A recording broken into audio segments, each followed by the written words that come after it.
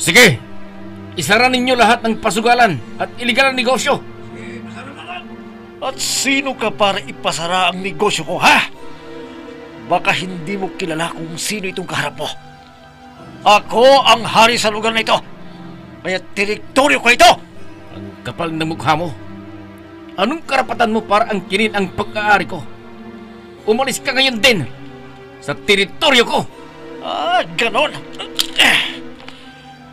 Ngayon, teritoryong pa ba ang lugar na ito? Di ako natatakot sa baril mo. Teritoryo! Kwento ng agawan ng teritoryo ng dalawang taong may masidhing angkinin ang iisang lugar. Ang isa ay upang magpayaman pa at ang isa naman ay para sa pagmamahal at pagmamalasakit sa ari-arian at lupain na naipundar ng kanyang ama. Teritoryo! Inihahandog sa inyo ng F3 Recording Studio para sa pambansang radyo ng Pilipinas, Bombo Radio Philippines.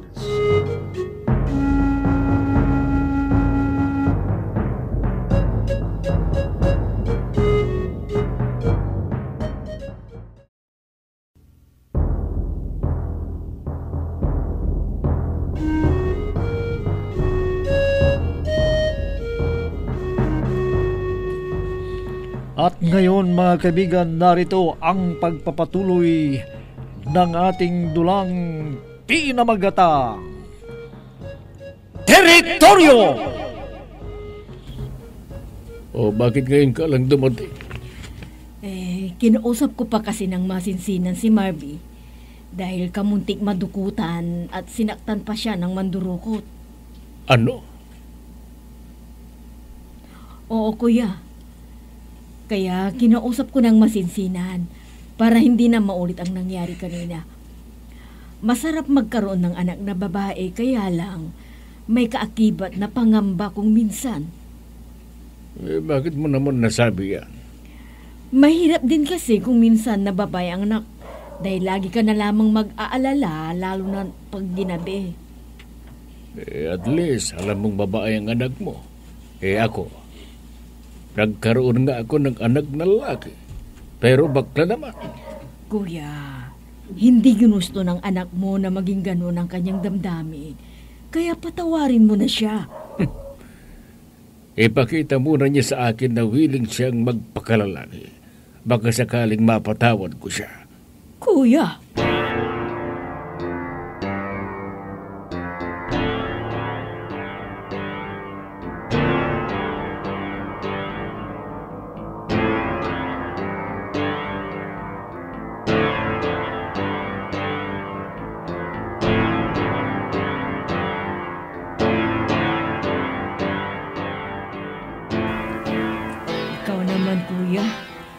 Ano naman ang maasahan mo kay Jonas? Alam mo naman ang kalagayan niya. Yun na nga ang pinupunto ko Paano na lamang mabubuhay ang taong yon kung lalampalampa siya? Tulad yan. May nagtangka na pala ng masama kay Marby, hindi pa rin niya maipagtanggol. Papaano? Bakla siya. Kuya, yan ka na naman Ikaw naman kasi, konsentidora ka. Lahat na lang ng gusto, kinukonsinti mo. O ano ngayon? Lalo na ngayon at talagang wala na siyang aasahang magtatanggol sa kanya. Dahil ang lalaki sana na inaasahan ko ay isa pa lang binabae.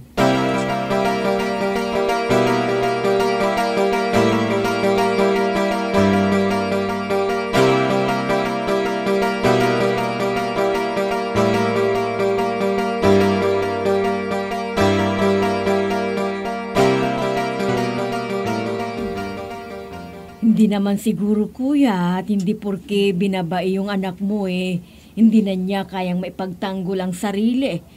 Baka nakakalimutan mo na may alam yun sa martial arts. Kaya niyang patumbahin ang kalaban niya. Ang sabihin mo, kaya niyang patumbahin ang kalaban niya sa kama? Kuya naman Kung alam mo lang, kayang-kayang maipagtanggol ng anak mo ang sarili niya. At kahit pa ibang tao ay kayang-kaya niyang maipagtanggol. Bakit hindi niya na ipagtanggol si Marby, Aber? Hindi naman lahat ng oras magkasama ang dalawa Ay, ang sabihin mo, sadyang walang silbi ang lalaking yon. Hindi na sana ako nagkaanak pa. Kuya, ano ka ba? Kahit ganun yun, anak mo pa rin yun. Hindi baling wala akong anak kung inutil naman. Iba na nga lang ang pag-uusapan natin. Tumataas ang presyon ng dugo ko sa tuwing pinag-uusapan natin ang taong yun. Ay, mabuti pa nga siguro. Siya nga pala, ano yung nabalitaan ko sa mga kasambahay na nahilo ka raw nung isang araw?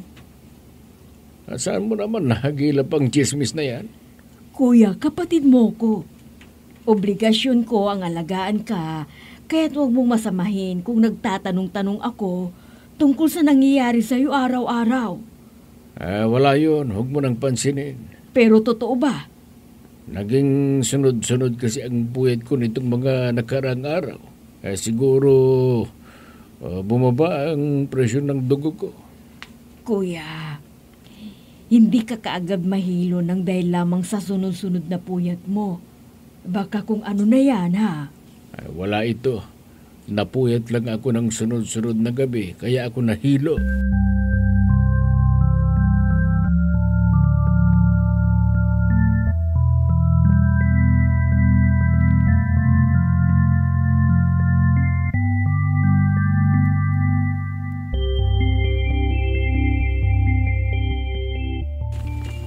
Sa susunod na linggo na palang graduation mo, iho.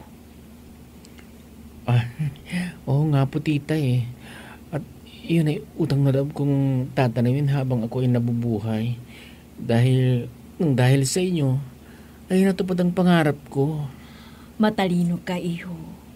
Kung natupad mo man ang pangarap mong makapag-aral, yun ay dahil sa katalinuhan mo. Siguro, kung hindi niyo ako kinupkop, malamang palaboy-laboy na lamang ako ngayon. Kahit hindi kita kinupkop, alam kong magiging maganda pa rin ang kinabukasan mo dahil sa angkin mong katalinuhan at kagalingan ng iyong ama. Tita, pwede ho ba? Huwag na ho nating pag-usapan ang tungkol kay Papa. Huwag ka nang magtangpo sa iyong papa. Nagawa lamang niya yun dahil nabigo siya sa nininais niyang maging ikaw. Dahil lang ba doon? Kaya niya ako pinalayas? Paano kung wala kayo? Saan ako pupunta? Nadala lamang ang iyong papa sa bugso ng kanyang damdamin ng mga panahong yun. Ewan ko. Pero para sa akin, tita, sa inyo ko tumatanaw ng malaking utang na loob. Iho, ama mo siya. Higit kanino man ay sa kanya ka may malaking utang na loob. Pero para sa akin, sa inyo ko mayroong malaking utang na loob, tita. Dahil una, tinanggap ninyo ako bilang ako. At kinupkop. At nangako kayong pagtatapusin ninyo ako ng kolehiyo. Siguro kung wala kayo, baka patay na ako ngayon. Patawarin mo na ang kuya, Jonas. Lalo na ngayon. Lalo na ngayon at wala na ang iyong mama.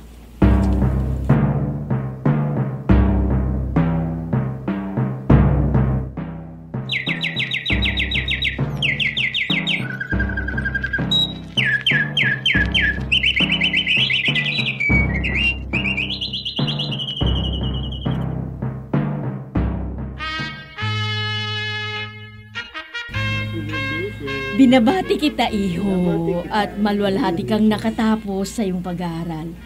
At may nakuha ka pang award. Tita, alam niyo masaya ako. Dahil kahit papaano ay may ipagyayabang na rin ako kay Papa. Saan mo ba planong magtrabaho? Saan pa di sa Maynila. Dalawa kami ni Marvin na magtatrabaho doon. Doon siya sa hospital. At doon naman ako sa bangkong kumukuha ng serbisyo ko. Talaga, iho? May bangko nang kumukuha ng serbisyo mo? Opo, tita. Ang totoo niyan malaking tulong din ang bangkong yun. Dahil kung minsan ay kinukuha ang serbisyo ko, nagpa-part-time ako. At kahit na late tumating ang allowance na ibinibigay niyo sa akin noon, nakakapag-exam ako ng on time. dahil sa mga naiipon kong sahod ko. Ay, anak ka nga talaga ni Kuya Iho. Ha? Ano pong ibig niyong sabihin, tita? Tulad ka rin ng kuya. Marunong sa pera. Marunong siya sa pera. Kaya nga, bago namatay ang mga magulang namin sa kanya ipinagkatiwala ang pamamahala ng kumpanya. At ang mana naming dalawa sa aming mga magulang ay ipinangalan sa kanya pansamantala. Ano po? Ang ibig ninyong sabihin, tita? Wala kayong mana sa inyong mga magulang? Meron, siyempre. Bago sila namayapa, ay hinati na sa aming dalawa ng papa mo ang kanilang negosyo at ari-arian. Maging ang pera ay hinati sa dalawa. Nasa pangalan ko na ang minana kong ari-arian at negosyo. Kaya lang, dahil babae ako, ay binigyan siya ng authority ng aming mga magulang na i-manage ang negosyong yun. Dahil nga magaling siya sa pagmamaneho ng negosyo. Kaya ang natatanggap kong pera ay mula sa mga negosyong namana ko sa aming mga magulang. Inay! Oh, ayun na palang pinsan mo O halika na sa restaurant at doon na tayo magsalo-salo.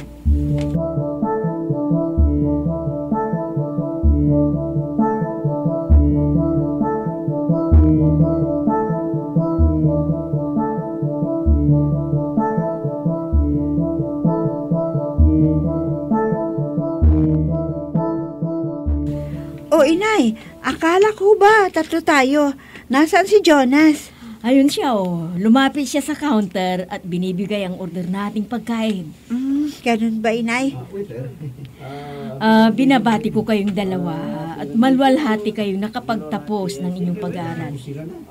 Tingnan mo nga naman parang kailan lang mga uhugin pa kayo. Ngayon mga dalagat binata na kayo ni Jonas at parehong graduate na. Siguro inay, panahon na para tumigil ka na sa pagtatrabaho kina Tito Ignacio.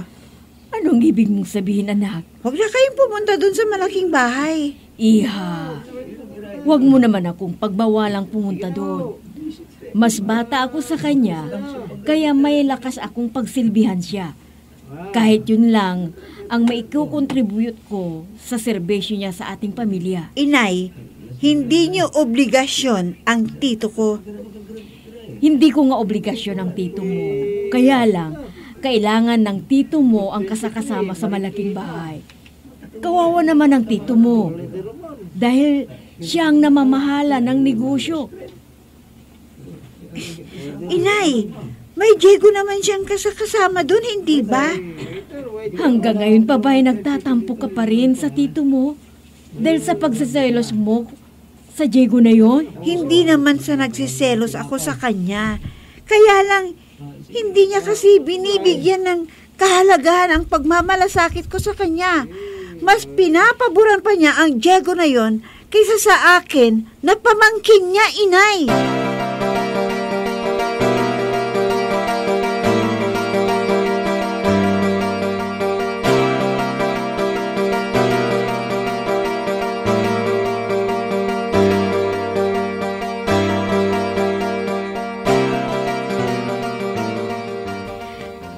Ngayong nakuha na natin ang Form 137 at diploma natin, anong plano mo?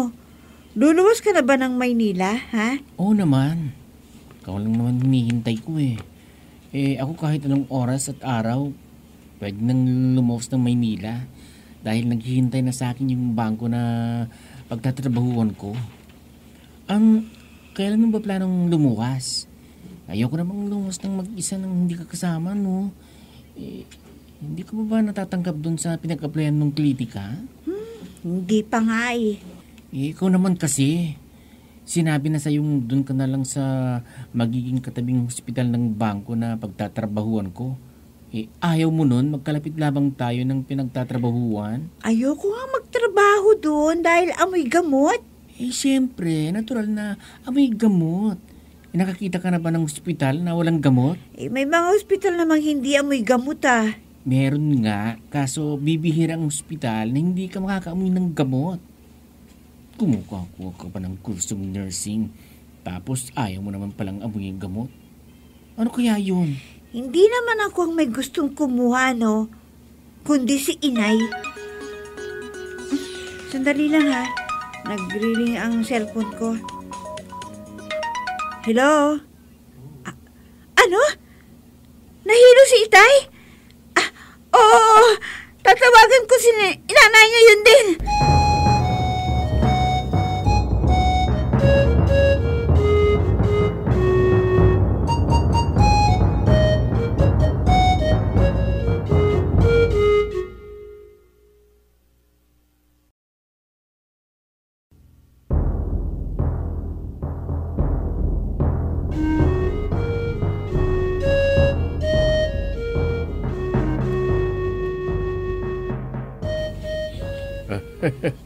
Mabuti na lamang at naririto ka lagi sa tuwing kailangan kita, Diego.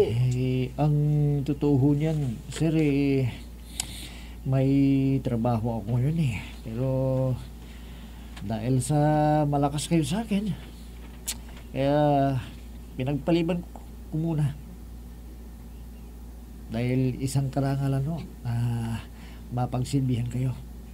Basta para sa inyo po, at your service. Lagi po Talaga? akong nakatabay sa inyo. Maraming salamat naman kung ganon. Hindi nga ako nagkamali ng pagkuha ko sa iyo, Diego. Don Ignacio, malaki yung utang loob ko sa inyo. Kulang pa nga ako kung tutusoy ng paninilbihan ko sa inyo eh. Anong kulang na sinasabi mo?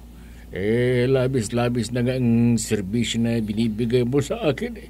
Dahil kahit may trabaho ka, ako pa rin ang inuuna mo. Sir, pinag-aaral ho ninyo ako eh. Bagay na mahirap bayaran at kahit mabayaran ko man ang alagang binibigyan nyo sa akin, hindi ko kayang bayaran ang utang na loob ko sa inyo. Diego, hindi lamang ikaw ang tinutulungan ko. Marami kayo. Hindi lamang ikaw.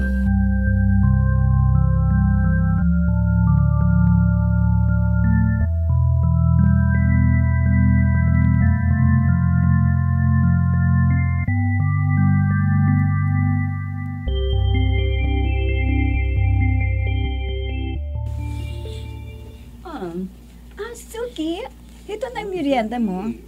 Binilhan na rin kita ng soft drink para hindi ka nalalabas pa.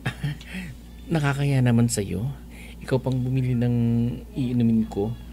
Ang bait mo naman, Sheila. Binilhan nga kita ng soft drink, pero hindi ibig sabihin na libre ko yan sa iyo. Dahil babayaran mo yan sa akin, no? Ganun ba? Pero salamat pa rin, ha? Dapat lang na bayaran ko sa'yo to. Ang commodity at soft drinks.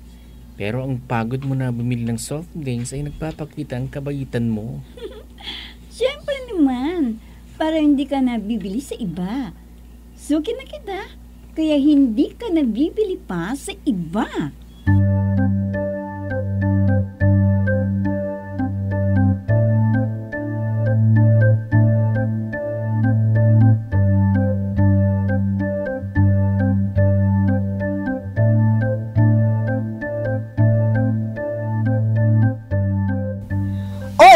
Bakit? May problema ba at gabing-gabi na napatawag ka? Oo parang meron. Anong problema? Sabihin mo naman sa akin. Pera ba? Kailangan mo ng pera? Hindi pera insan ang problema ko, no? Anong problema mo kung ganon? Hindi mo ba ako pagtatawanan? Kung sasabihin ko sa'yo? Bakit naman kita pagtatawanan? Ano ba yun, ha? Ay naku, wag na lang kaya. Baka nga pagtawanan mo ko eh. O sige, bye. Bakit kasi ganitong nararamdaman ko? Bakit lagi kong naiisip ang babaeng yun? Bakit?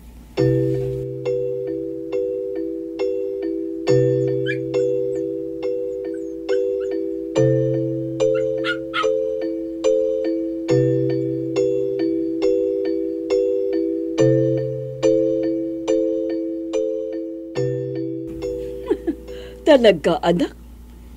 Hulog na ang loob sa'yo ni Ignacio. Oo, mama.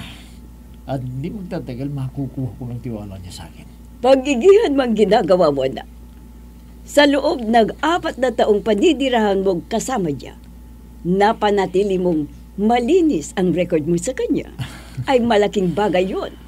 Para ikaw ang babagsakan ng lahat ng Oo vapor. naman, Mama. Kaya kahit na gusto ko nung nakawin ang pera niya, hindi ko pa rin ginagawa dahil alam ko na ang magiging kapalit ng konting halagang mananakaw ko ay limpak-limpak na sa labi. Mabuti naman at sinunod mo ang utos ko sa iyo.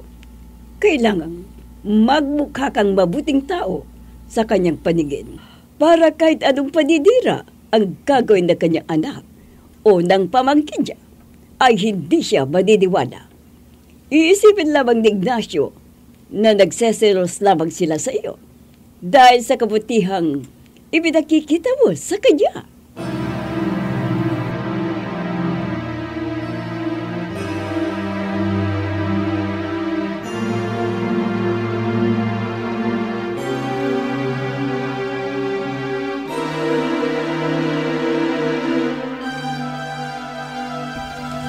Marami pala kayong natutulungan, sir. Dinig ko 2 po ang inyong pinag-aaral. Tama ka. Marami nga akong pinag-aaral. Mga deserving students. Mahihirap ang buhay pero matatalino sila. Kaya pala, sir, marami nga akong nakikita mga estudyante na pumupunta sa bahay ninyo. At bago ko pala makalimutan, gusto ko mula ngayon ay papana ang itawag mo sa akin. Oh, talaga ho?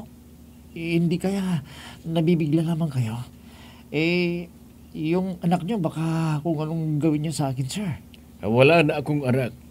At kung may anak man ako, ikaw yon. At gusto kong manatili ka ng matagal sa aking tabi. At mangyayari lamang yon kung aampunin na kita.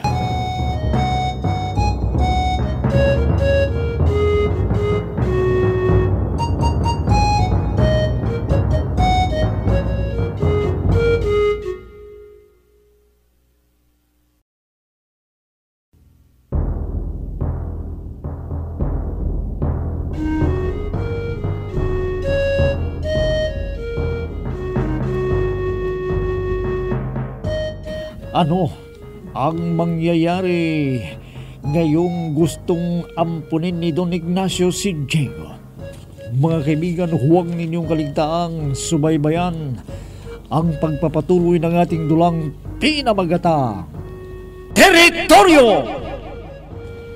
Mga nagbibigay buhay sa ating dula ay sina Mayra Abrihal Narnola, Susan Malikdem, Robert D. Guzman, Jun Cabato, Ami Diaz, Oscar Ora.